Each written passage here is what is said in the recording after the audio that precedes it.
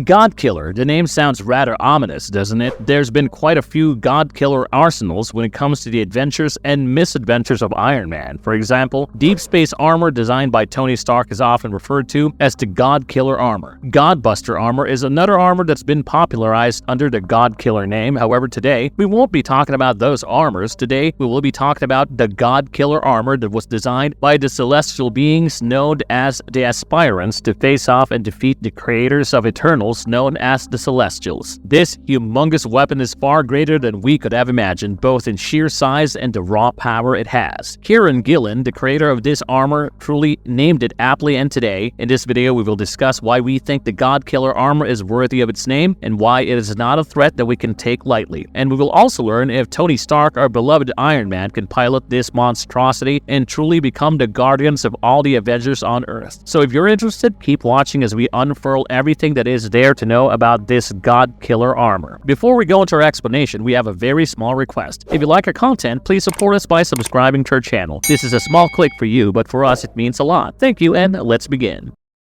The epic tale behind the Godkiller armor's conception and creation. Behind the personification of the very first universe sounds like a lonely job, and it was quite lonely for the first Firmament. To curb his loneliness, he decided to indulge in his creative side and created several different types of celestial beings. The colorful ones that we now know as the Celestials were his creation. Their darker counterpart, the Aspirants, were also created by the first Firmament. Despite being created by the same person, both of these species of cosmic beings were very different. The Aspirants were created to curb the first Firmament's loneliness, so the Aspirants were very loyal to him. They worshipped him and always wanted his approval before they did anything on their own accord. While the Celestials were creative too, they did not care for the appeasement of the first Firmament. When it came to the Celestials, they wanted the lives that they created to grow and evolve because that would be for the best of their lives as well as the universe. The Aspirants did not agree. This led to the Celestials and Aspirants getting into a war. This war was brutal, and to crush their opponents, the Aspirants decided to make up the weapon that would ensure their victory. It was the Godkiller armor. The Godkiller armor, when in action, did significant damage to the Celestials, making them back off quite a bit. But once the war was seemingly won by the Aspirants, they stripped the Godkiller armor and added pieces of it to their fleet as they had a civil war happening. As the Aspirants dealt with the civil war, the Celestials used that time to get back on their feet, and when they attacked the Aspirants this time around, the victory was theirs completely. For years, this Godkiller armor was left in a Dyson sphere for years to come, until one person heard about it and figured to track it down. It was Regalian Recorder 451. Turns out, Robot 451 was once captured by the Greys, the alien race residing in Area 52. During that time, Howard and Maria Stark were expecting a baby, but there were some issues with the birth. Seeing that the child would be in danger, Howard was trying his level best to figure out how to have a safe delivery for his unborn child. That is when Rollo, one of the Greys, informed Howard about the Robot 451. Rollo was sure that Howard would be able to save the robot, who in turn would be able to help him with the baby. So with that in mind, Howard Stark worked with his group known as the Stark 7 to get the Robot 451 out. Once out, the robot did help with the baby as he promised. However, there was one condition. The Robot 451 had one goal: universal peace, and he wanted to modify the unborn Stark child genetically to be the one to uplift humanity. The parents agreed begrudgingly because the safety of the child came first. Once the child was born, Robot 451 left Earth only to come back years later. Over the years, Robot 451 figured out where all the pieces of the Godkiller armor were and had assembled it completely, with the exception of one piece known as the Heart of Valdi. Robot 451 wanted to use the armor as a nuclear deterrent for Earth. As he knew that he had modified the Stark child to be the pilot of his armor, he kidnapped Iron Man in a way by taking over all the control of his suit and brought him to the Dyson sphere. This is where Robot explains his plans and tells Tony about the past that his parents had with Robot 451, because simply forcing him to be one with his weapon was not enough.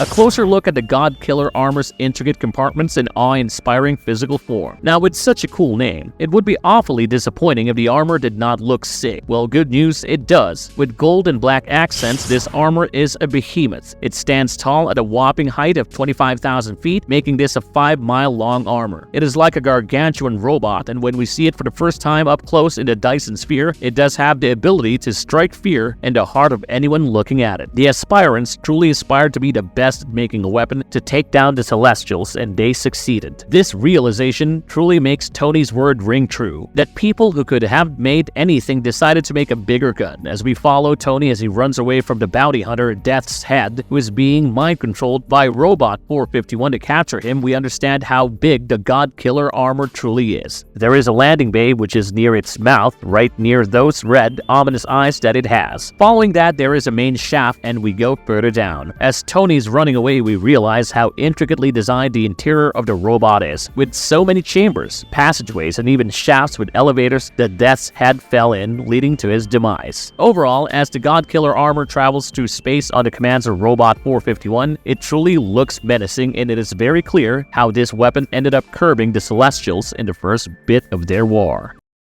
How does it work? Can the Godkiller work without any pilot? This behemoth of an armor is a weapon in every sense of the word. The Godkiller armor is truly something that cannot be taken casually. With its size, height, and power, this armor has the potential to be the best thing that a planet can have in its arsenal, or the worst thing that it can have approaching it. Now, whenever we see a big robot suit, usually there is a pilot acting as the brain. That was the whole reason why Robot 451 decided to do so much work half a decade earlier. When he met Howard and Maria Stark, he decided to help Maria with her unborn child only if he got to genetically modify the baby in his own way, because he wanted the baby to grow up and pilot this armor. When the aspirants made the Godkiller armor, they definitely planned for it to be piloted, so they specifically made or bred pilots who were kept on a leash genetically. This ensured that there were fail-safes in place and that the pilot would be able to bond with the armor organically, making it easier to control this weapon. Now, as this is a weapon, it is safe to assume that it has its own autopilot mode. While the autopilot mode of the Godkiller armor makes it run and fly, it does not help with the intricate control that this weapon needs. For example, instead of landing on a planet without a pilot in place, the Godkiller armor would end up destroying the planet instead. Once the heart of Voldy, the last missing piece of the Godkiller armor, was placed in its socket, the whole armor came to life. Based on the way Robot 451 could talk to the interface of the Godkiller armor, even when on autopilot, the armor is clearly being controlled by Robot 451. It was not as intricate as a pilot would be able to control it, but he was able to guide the armor by giving it new information and new targets.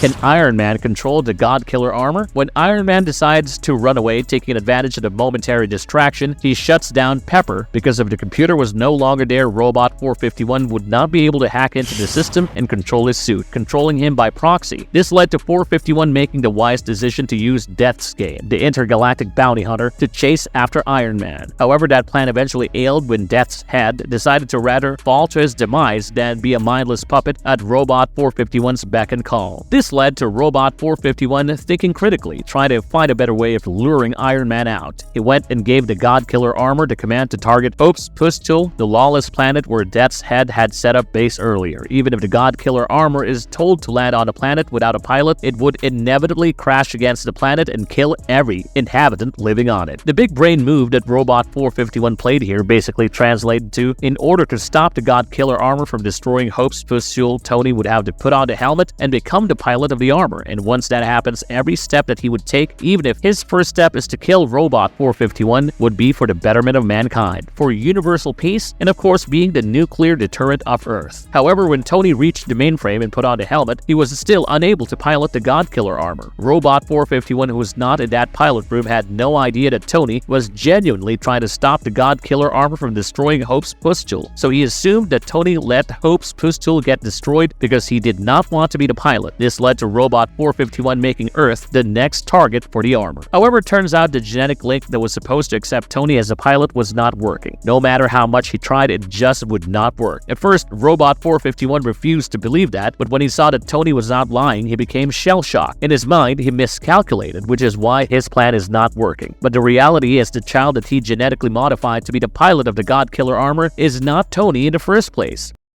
Why is it that only Arno can pilot the Godkiller armor? When Tony came back from the outer space adventure with 451, he found a tape that was left by Howard. In this tape, we learned about the grueling truth about why he could not pilot the Godkiller armor in the first place. Howard and Maria Stark were expecting a child, and the baby was facing some complications in the womb. Thanks to the suggestion of Rollo, Howard and Stark 7 worked to break out Robot 451, who offered to help the child in the womb, but he had one condition, and that was he would genetically modify the child to make the child the harbinger of universal peace like we discussed. The Stark parents agreed to go along with it, and while on the surface they seemed okay with everything, deep down they were not super comfortable with everything that was happening. Finally, when the baby was born, Robot 451 left Earth. Now, while the child was in the womb, Howard figured out that there was a genetic kill switch that would threaten the life of this child once he was grown. This led to him making a bio cocktail which neutralized the kill switch, but it affected the health of the child. The assumption was that this child was Tony Stark, and because of the genetic modification, he was supposed to be the one to become the pilot of the Godkiller armor. However, we learn of the harrowing truth that it was never Tony in the first place. This child is Arno, the genetically modified Stark child. Tony was the child who was adopted in order to keep the family image up, while Arno was hidden away in the Maria Stark Foundation hospice, living away from everything, the light and population. This shocking revelation truly makes this comic book arc even more interesting. Now, Arno exists in the Earth 616 timeline, and after finding out about him, Tony went out to form a good relationship with his brother. So in the comic book universe, the reality is that Tony Stark, our favorite multi-millionaire superhero, is adopted. This is, however, not mentioned in the film, so in the Marvel Cinematic Universe, Tony is the blood heir of Howard Stark. Because of the genetic link that is present between Arno and the Godkiller armor, only he is able to pilot it.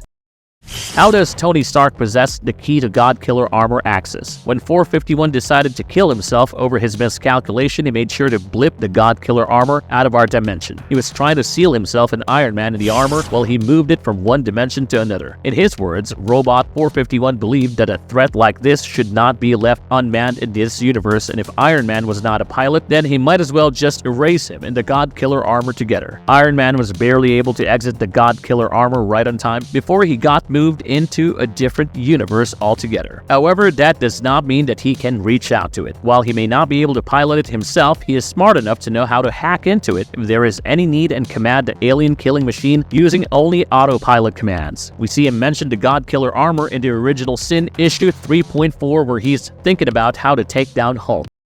Marvel's verdict. The Godkiller armor is a next-level armor. The most brilliant minds of the universe came together to make one of those one-shot kill weapons to destroy worlds, to win victories, and that is the Godkiller armor. Its design, height, power, everything is enough to strike fear in anyone's heart. And if Iron Man were the one to control it, he would truly become the guardian of the Avengers galaxy, as Robot 451 said. The power that the Godkiller armor brings to the table is far greater than what anyone could have imagined. Had Kieran Gillen stayed on Iron Man for longer than he did, we're sure we would have seen the Godkiller armor back in action, ready to make some significant changes in the MCU as we know of it. If you like our content, don't forget to leave a like and subscribe to us if you haven't already. Have a good one and be safe. Thanks, everyone.